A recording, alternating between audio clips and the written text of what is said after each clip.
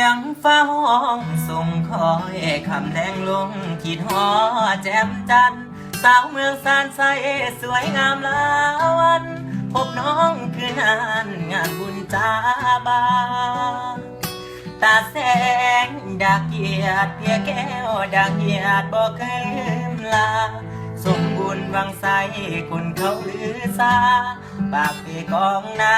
คิดฮอดแท้เด้เหมือนดังนี้บุญที่มาช่วยหนุนให้ได้พบน้องบ้านเจริญใจ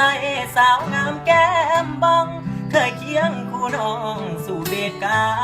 เฟดักเสียดักซึมบอกเคยลืมเปลี่ยนใจโลเล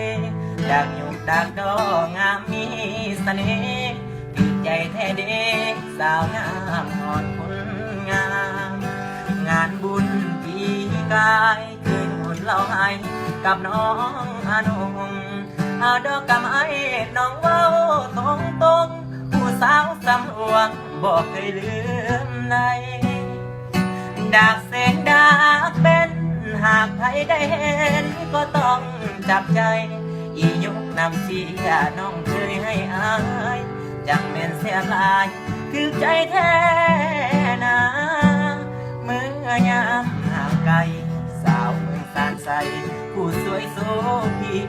วังตัดน้อยใหญ่สาวงามอีลีคิดฮอดคนดีตลอดเวลาน้องฟ้าใสเย็นเคยลงอาบินกับน้องการดาเจออายห่างไกลใจยังห่วงหาคิดฮอดควันตา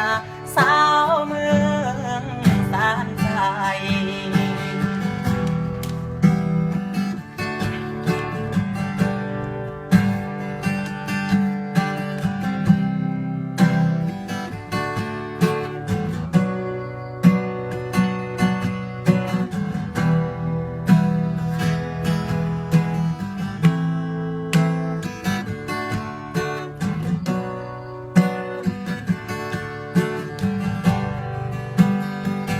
งานบุญปีกายเคยหลุดแล้วให้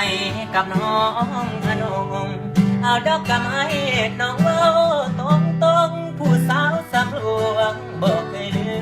มในดักเสียงดักเป็นหากใครได้เห็นก็ต้องจับใจ